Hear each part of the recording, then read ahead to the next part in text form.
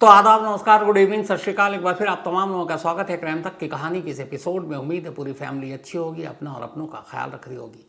आज की कहानी सुनाऊं उससे पहले कुछ और चीज़ें आपके सामने रखता हूँ।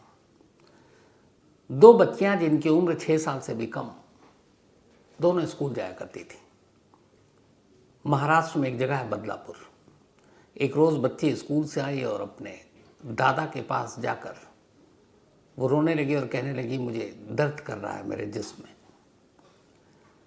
फिर दादा ने कहा कि बेटा ये स्कूल जाना है। उन्हें लगा कि शायद ये स्कूल जाने से बच्चे कई बार बहाना करते हैं।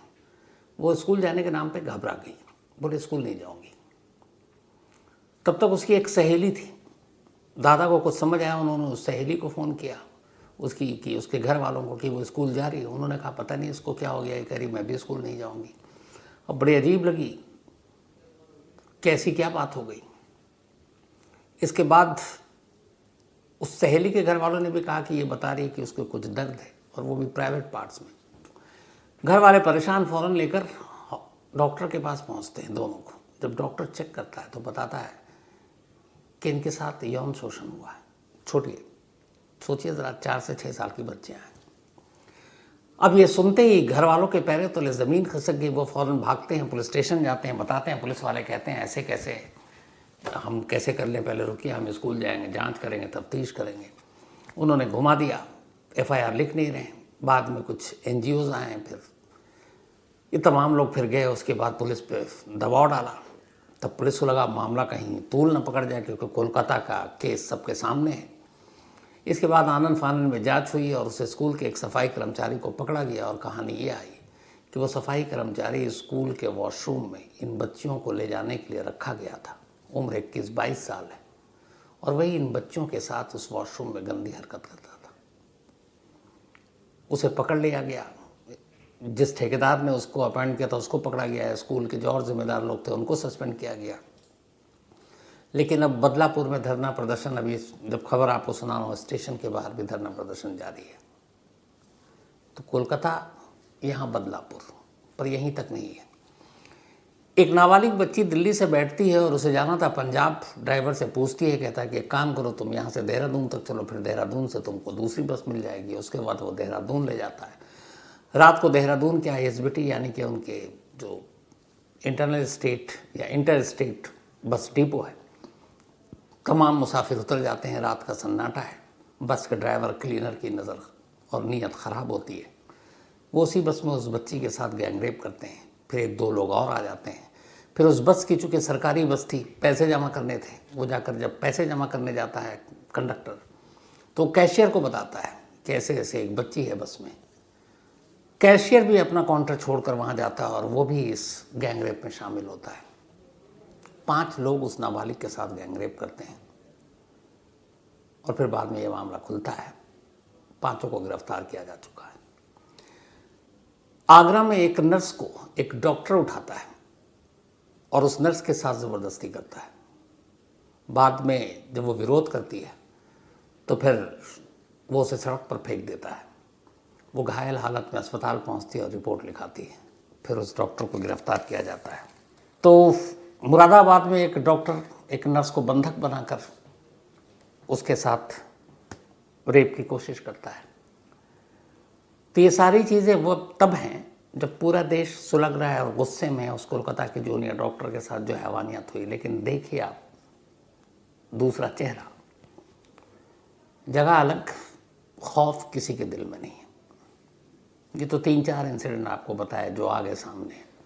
ना मालूम इतने कैसे इंसिडेंट होंगे जो आए नहीं। इसी के साथ अब कहानी पर आऊँ उससे पहले एक और, मैंने बहुत डिटेल में अजमेर 6 स्कैंडल की कहानी आपको सुनाई थी। उसमें भी कैसे स्कूल और कॉलेज की बच्चियां थीं जिन्हें ब्लैकमेल किया गया और सैकड़ों बच्चियों के साथ यौन शोषण हुआ। कई ने खुदकुशी कर ली। इतना वक्त बीता और अब 32 साल के बाद अदालत का फैसला है और सुप्रीम कोर्ट ने 6 लोगों को लाइफ इम्प्रिजमेंट, उम्र कैद की सज़ा सुनाई है 32 साल के बाद। ये भी एक कानून इंसाफ का हमारा चेहरा है। तो ये तो रही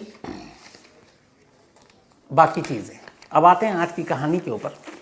मैंने कहानी आपको डिटेल में सुनाई थी कि 8 और 9 अगस्त को जब ये वाक़या हुआ तो 8 और 9 अगस्त को, बल्कि 8 अगस्त तक संजय रॉय कहाँ था।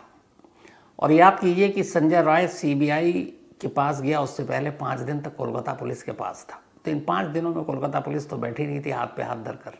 इन 5 दिनों में उसने पूछताछ की थी और उस पूछताछ के दौरान उसने बहुत सारी चीज़ें बताई थी। अब वो चीज़ें जो उसने बयान दिया था वो थोड़ा सामने आया। और इसके साथ ही वो जो बीच में मिसिंग टाइम थी, मैंने आपको कहानी सुनाई थी कि ये 5 तारीख को कोलकाता से दूर गया था खड़गपुर के पास, वो एक पुलिस वेलफेयर का फंक्शन था, 3 दिन वहीं रहा था और 8 अगस्त की सुबह वापस कोलकाता लौटा था। अब 8 अगस्त की लौटने के बाद उस दिन मैंने आपको बताया था कि रात 11 बजे और फिर 3 बजे आरजे कार हॉस्पिटल गया था। लेकिन अब इसने पूरे दिन का जो है, इसके दिन का रूटीन क्या था वो भी पुलिस को बताया। ये कुल 4 बार उस दिन आरजे कार हॉस्पिटल गया था और तब तक सब कुछ नॉर्मल था। 2 बार दिन में गया, 2 बार रात में। लेकिन जब शाम हुई और जब रात ढलने लगी तो फिर इसने शराब पी, और इसने शराब पी अपने एक और साथी के साथ। वो भी एक पेशेंट था जिसका मैंने आपको बताया था, उसके साथ तीमारदार के तौर पर। लेकिन ये तीमारदार भी एक सिविक वॉलंटियर था कोलकाता पुलिस के लिए, और ये जो कोलकाता पुलिस की एक 4th बटालियन है उसके लिए काम कर रहा था। जैसे अपना ये रॉय जो है ये आरजे कार हॉस्पिटल की चौकी पे ड्यूटी कर रहा था, तो वो 4th बटालियन के लिए कर रहा था संजय रॉय।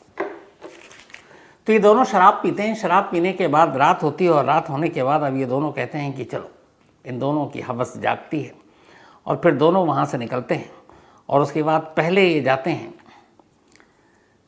वहाँ का एक रेड लाइट एरिया है सोनागाछी। ये सोनागाछी रेड लाइट एरिया में जाते हैं। संजय राय उस रेड लाइट एरिया के बाहर खड़ा रहता है और जो उसका दूसरा दोस्त था 4th बटालियन में काम करने वाला, वो अंदर जाता है रेड लाइट एरिया के, और थोड़ी देर के बाद वो वहाँ से निकलता है। इसके बाद ये लोग फिर अपना शराब वराब पीते हैं और उसके बाद वहाँ से चल पड़ते हैं। कुछ वक्त के बाद अब ये दोनों फिर एक और जगह पर, एक चेतला इलाका है, वहाँ पे एक रेड लाइट एरिया है, ये वहाँ जाते हैं। इस बार भी संजय राय उस रेड लाइट एरिया के अंदर नहीं जाता, बाहर रहता, और उसका दोस्त अंदर जाता है। थोड़ी देर के बाद ये आते हैं। अब ये जब चलने लगे तो अचानक एक महिला गुजर रही थी। उस महिला को देखकर भद्दे कमेंट्स मारे संजय राय ने और उसके साथ छेड़खानी करने की कोशिश की। महिला ने उसको फटकार लगाई क्योंकि उसे लगा कि शायद ये महिला भी इसी रेड लाइट एरिया की रहने वाली है। तो इसके बाद ये सब कुछ हुआ। अब वो रात को फिर हॉस्पिटल पहुंचता है। हॉस्पिटल जाने के बाद वहाँ ये लोग फिर शराब पीते हैं हॉस्पिटल के पीछे। शराब पीने के बाद अब उसका जो दोस्त था 4th बटालियन वाला, वो एक जो उबर बाइक है उसके थ्रू अपने घर चला जाता है। वो भी एक बैरक में रहता था, बट संजय रॉय नहीं जाता और संजय राय उसी हॉस्पिटल में रुक जाता है। हॉस्पिटल में रुकने के बाद ये करीब, तब हॉस्पिटल से आना जाना इसका लगा हुआ था, लास्ट फिर 3:50 पे हॉस्पिटल में आता, 3:50 पर सुबह, जब इसने एग्जैक्ट टाइम बताया। हॉस्पिटल आने के बाद अब ये करीब 4:03 हो रहा था जब ये इधर उधर हॉस्पिटल के राउंड मारता है। चूँकि आता रहता था तो किसी ने, कोई सिक्योरिटी गार्ड कोई पूछता नहीं है। 4:03 पर ये 3rd फ्लोर पर पहुँचा, 3री मंजिल पर। 3री मंजिल पर जब पहुँचा तो वहाँ सीधे सेमिनार हॉल में गया। ये पहले भी जा चुका था। सेमिनार हॉल में गया, काफ़ी पी रखी थी, नशा भी ज़्यादा था। उसके बाद ये जाकर किसी कुर्सी पर बैठने की कोशिश करता है, तभी अचानक इसकी नज़र पड़ती है एक जगह, एक जूनियर डॉक्टर सो रही थी और गहरी नींद में थी। उसे वो देखता है और फिर उसकी नीयत डोलती है और फिर वो उसके साथ ज़बरदस्ती करता है। और इस ज़बरदस्ती के दौरान ये पता नहीं, ज़ख्म तो हैं पहले के, लेकिन उसने रेप जिंदा रहते किया या मुर्दा रहते किया, ये खुद संजय राय को याद नहीं है। ये सब करने के बाद अब वो, जब उसे लगा कि अब उसका नशा उतरा, तो उसी फ्लोर पे सेमिनार हॉल के एक गद्दा था। उस गद्दे के ऊपर उस जूनियर डॉक्टर को वो लिटा देता है। उसके पास में एक वायरिंग तार वार पड़ा हुआ बिजली का, और उसका एक हाथ जो शायद टूट चुका था, उस हाथ को वो उसके चेहरे पर ले जाकर ऐसे मोड़ कर रख देता है। ऐसे जैसे अमूमन लोग जब सो रहे होते हैं नींद में, तो कई बार लोग अपनी आँखों को ऊपर हाथ रख कर सोते हैं ताकि कोई रोशनी न पड़े आँखों में और डिस्टर्ब ना हो। तो वो उसी तरीके से हाथ रखता है और फिर ऐसा लगे कि किसी दूर से देखने वाले को कि ये सो रही है। और वहाँ पे लाइट कम थी सेमिनार हॉल के उस कॉर्नर पे, और वो वहाँ से फिर सीधे निकलता है और अपने बैरक में चला जाता है। इधर 6 बजे के आसपास एक जूनियर डॉक्टर या एक स्टाफ उसी सेमिनार हॉल में आता है, और वो इधर चूँकि सब आराम करने के लिए वहीं आते थे। उसका अचानक वो देखता है वहाँ पे जहाँ पे वो जूनियर डॉक्टर लेटी हुई थी, उसके बराबर में एक स्टूल था, मेज़ बेंच टाइप। उस बेंच की आड़ से उसको नज़र आता है कि कोई लेटा हुआ है। तो वो देखता है एक हाथ माथे पर है। उसे लगा ये सोने की मुद्रा है, नींद में कई लोग ऐसे सोते हैं, तो उसे लगा कोई सो रहा है, और वो निकल जाता है। उसे ये पता ही नहीं चलता है कि वहाँ पे लाश पड़ी है। फिर जब दूसरा आता है और तब देखता है ध्यान से, तब उसे पता चलता है कि यहाँ पे तो ब्लड है, बिजली का तार है, कहीं करंट न लग जाए, ये कैसे कौन सो रहा है। और तब जब ध्यान से करीब गया तो पता चला लाश है। तब 6 बजे के आसपास इस लाश की पहली बार जानकारी मिलती है।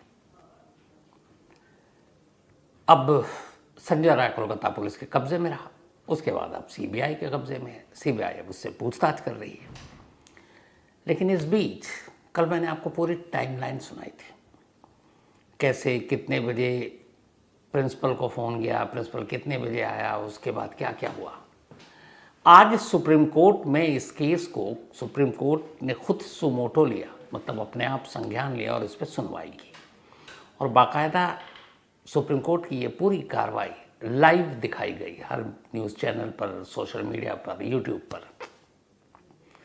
और इस लाइव के दौरान जो कोलकाता सरकार की तरफ से वकील हैं वो कपिल सिब्बल थे, जाने माने पुराने एमपी लॉयर। तो वो बहस कर रहे थे, और दूसरी तरफ से तुषार मेहता थे। तो अब बहस हुई, बहुत सारे लोगों ने लाइव देखा होगा।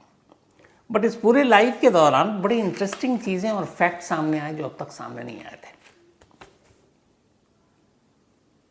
सीजेआई यानी कि chief justice of India Chandrachud Singh जो बैठे हुए थे, उन्होंने कुछ सवाल किए पूरी चीज़ें बताने के बाद। उसमें पहला सवाल ये था, बहुत सारे सवालों में, लेकिन जो हमारे काम की है और आपके काम की है, ये बताइए कि पोस्टमार्टम कब हुआ था जूनियर डॉक्टर का। तो रिकॉर्ड में सुप्रीम कोर्ट में ये बताया गया कि ये पोस्टमार्टम 1:45 से 4 PM के दरमियान हुआ, मतलब 2 बजे से आप 4 बजे के दरमियान मान लीजिए कि 2 बजे से 4 बजे के दरमियान ये पोस्टमार्टम हुआ। उसके बाद कहा कि अच्छा ठीक है, पर यह भी है कि शायद 6 बजे तक बाकी चीज़ें हुई। लेकिन उन्होंने जो कहा कि 2 से 4 के दरमियान, 2:45 से 4 के दरमियान, जबकि तुषार मेहता साहब ने कहा कि नहीं 6 बजे हुआ था। लेकिन खैर इसमें बहस नहीं करेंगे हम, 2:45 से 4 या 2:45 से आप 6 के दरमियान मान लीजिए। अब जज साहब ने पूछा कि ठीक है चलिए 4 बजे तक बॉडी पोस्टमार्टम हो गया, बॉडी हैंडओवर कब किया गया फैमिली को? ये सब रिकॉर्ड पर है सुप्रीम कोर्ट में। तो कपिल सिब्बल साहब ने बताया, जो कोलकाता सरकार और उनके पुलिस के आप मान लीजिए को रिप्रेजेंट कर रहे थे, कि फैमिली को बॉडी रात 8:30 बजे हैंडओवर किया गया। मतलब जूनियर डॉक्टर के माँ बाप को जूनियर डॉक्टर की लाश रात 8:30 बजे सौंपी गई, सेम डे 9 अगस्त को, जिस दिन मॉर्निंग में 6 बजे लाश मिली थी। मतलब लाश मिलने के करीब 14.5 घंटे के बाद बॉडी सौंप दी गई। सुबह 6 बजे मिली, उसके बाद पोस्टमार्टम दोपहर 1:45 बजे से शुरू हुआ, वीडियोग्राफी हुई, सारी चीज़ें हुई, और फिर 8:30 बजे लाश सौंप दी गई। लाश सौंपे जाने के बाद अब जज साहब ने सबसे इम्पोर्टेंट सवाल पूछा, वो ये बताइए FIR कब दर्ज हुई थी? तो कपिल सिब्बल ने जवाब दिया कि FIR उसी दिन, उसी बल्कि रात 11:45 पर FIR दर्ज हुई, 11:15 बजे रात को। यानी जब पहली बार लाश देखी गई सुबह 6 बजे, 6 से 6 हो गए आपके 12 घंटे, और 12 और मान लीजिए तो 12 और 6 18, 18.25 घंटे के बाद FIR दर्ज हुई। इसको भी हटा दीजिए। कभी पता नहीं आप में से किसी ने सुना है कि नहीं सुना, मतलब मेरे लिए अपने ही में आप में ही ये शायद पहला केस है, इतने लंबे वक्त से क्राइम रिपोर्टिंग कर रहा हूँ,